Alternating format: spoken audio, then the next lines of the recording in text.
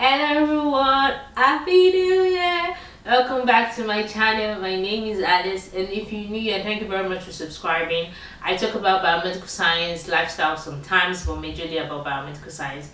So if you want to know more, why don't you jump on the train and don't forget to click the subscribe button. Should I leave biomedical science? Let's be sincere, because when you look at some things, you're like, did I make a mistake? But anyway, let's get right into it. So I'm basically doing a review of what has changed for me for 2022 when it comes to like career paths, biomedical science, and everything. Like, I'm going to explain in detail, so just follow me along and see what happened, why I'm having mixed feelings about biomedical science right now. 2022 was very revealing for me, in the sense that my career path, or the mindset I had about my career path, changed from January till December. Let me just give a summary and a quick breakdown. So January last year, I was actually still serving. I was about rounding up my service year as of January last year, and I was really looking for a job. I knew the masters was going to be in progress like towards the end of the year, but I was going to finish my NYC February, officially in March, but I needed a job. So I was telling myself, you know what, I'm going to start applying. And where I worked in somewhere in Ibadan, in a town in Ibadan, and trust me, it was chilled. It was really chilled. I think I have a video of my NYC, I think my last day in my NYC where I served. You can watch the video. I'll try to put the link up I'll try to link the video up. So now let's get back to the story. I was like, okay.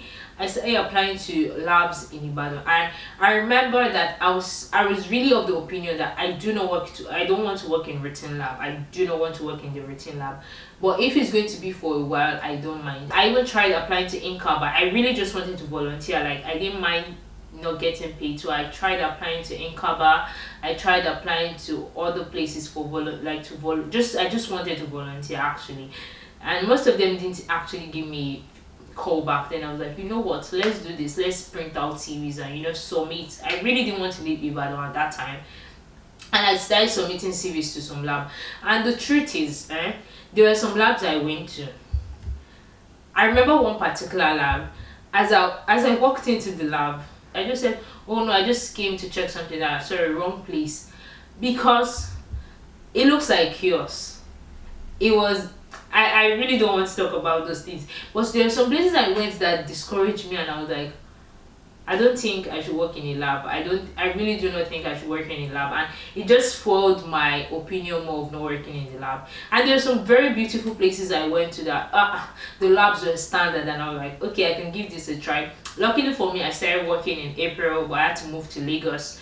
I got an employment in Lagos, and the place where I worked was awesome. Now, when I talk about awesome, it was awesome in the sense of the environment was beautiful. The environment was at its best, like premium environment. Like, the environment was clean. It was clean. It was different from what I was used to. It was a private organization, and it was good. It was very good. It was something I loved. And then I worked in the microbiology department, and it was just so eye-opening, because I saw a lot of things that, like, I think 80% of the things I saw there were things I had not known prior. Like, even when it comes to agar, like different types of agar, I was open to things like SMAC. The fact that I didn't even think it was humanly possible for you to actually use like 9 plates on a sample. But coming there, I saw it real life, like that kind of thing. Like, it was so cool, because I got exposed to so many things like Uri Select, Agar, and it was beautiful, because it was an opportunity to learn. It was really an opportunity to learn about a lot of things. There were so many machines I was exposed to, and it really changed my mindset to how working in a lab can be. And I think because of where I worked there for a couple of months, and it really changed my mind. And I'm like, you know what, lab work might not be so bad. Working in the lab might not be so bad, but all those conditions must be met for it not to be so terrible. And so coming here, starting my masters, a lot of my professors, one beautiful thing they always did in school, especially during our induction period or during the first lectures, was that they always told us about their career path, whatever they studied, and just a beautiful way of easing us and telling us about themselves before starting the course, telling us, oh, this was what they did, this is what they're currently working on. And one thing I also noticed was that a lot of them did not do biomedical science. I think I've talked about that in one of my videos, how most people don't do conventional biomedical science, and they're maybe in academia and they're professors in biomedical science, or they're currently in research and they're researching like cancer and all this kind of thing. And it was just something awesome to see that, okay, the fact that you're doing biomedical science does not mean you're going to streamline yourself to biomedical science roles only. Like, that was something that was so beautiful to see, and I think it changed my mindset a lot.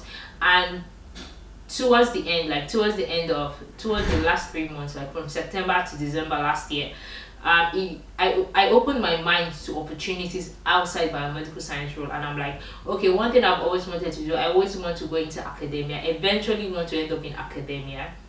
But like, you know what, I don't think I want to go directly from masters to PhD and all that. I want to work in the industry. I want to have experience. I want to have the experience of the industry. And I'm like, if I could go straight to a PhD, great. But then it will also be wonderful if I can get experience like in industries, and apart from conventional lab, like other industries that are actually not lab, be it medical sales, be it research, be it biopharmaceutical companies. Like, it's great, and that's going to be beautiful and a plus for me. And then I started finding out, okay, I'm doing biomedical science. What are the requirements for this kind of jobs? What are the requirements for jobs that are not hospital based?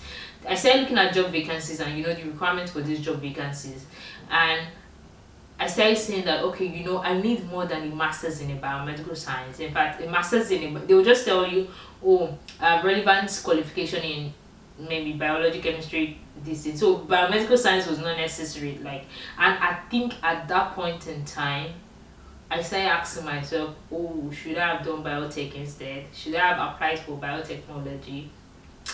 Was biomed really the right way? Was it really the right way? But one thing, in the midst of all the confusion of, oh, should I have done biomed? Should I have done biotechnology rather?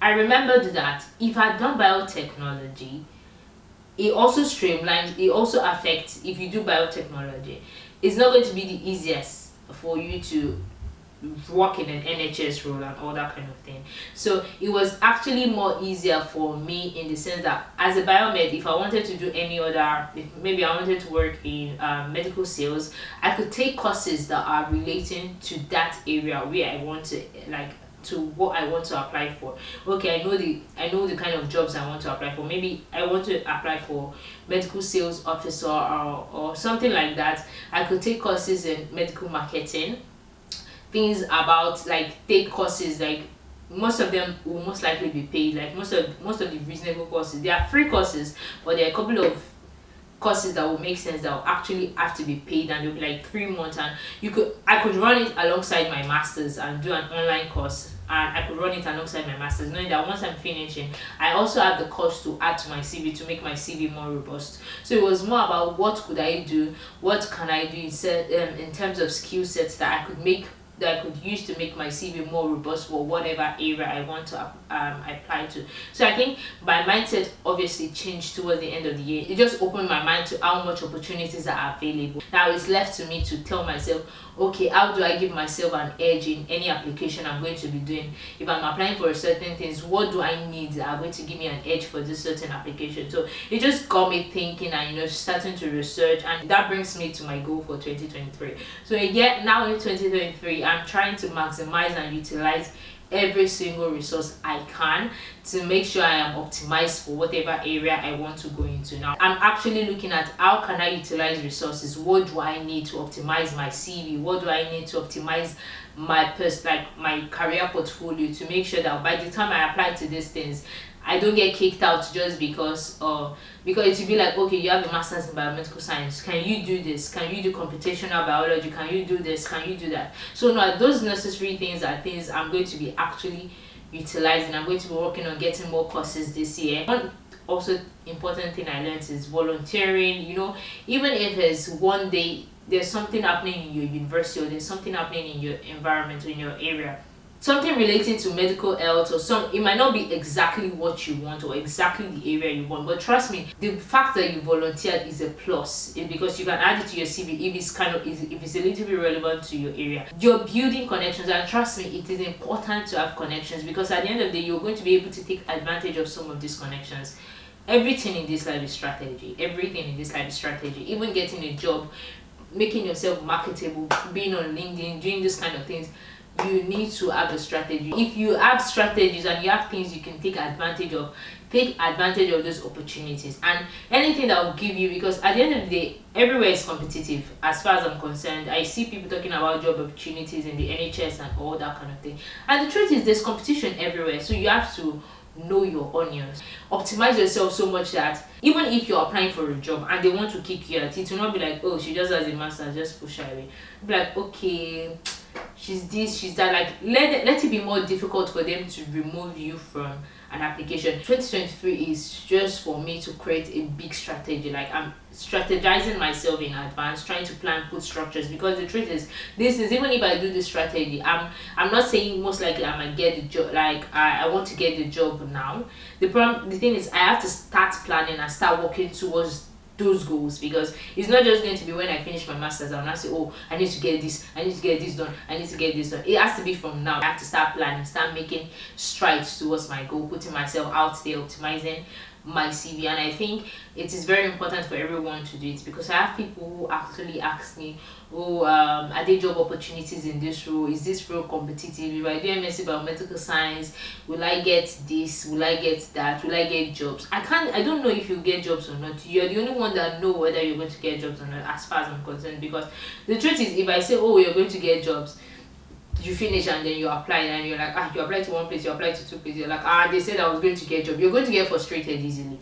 But if you've made up your mind, this is where I'm going to work in, even if it's for you to do 300 applications, trust me, you will do it. And even when everything gets tough, the passion will get you going. The fact that, oh, you like this thing, and even when they're interviewing you or they're assessing you, people will see it is discernible. Trust me, it is very discernible. I pray God helps us. So that's one of the things I'm planning for my 2023. So tell me, what are your career aspirations, or what are your plans for 2023 in line with your career? I've also had a lot of people ask me about, microbiology and pathway for biomedical science, or being licensed as a biomedical scientist. Yeah, I'm going to do a video on that. So that is it. 2022 has been awesome. 2023 is a year, like, by church there's something we say, going back to the basics, like learning the basics. And I realized that it's also something that is applying to me career wise, because I need to go back to my drawing board, set strategies for my goals, because that is the only way I will end up being able to achieve them, by the grace of God.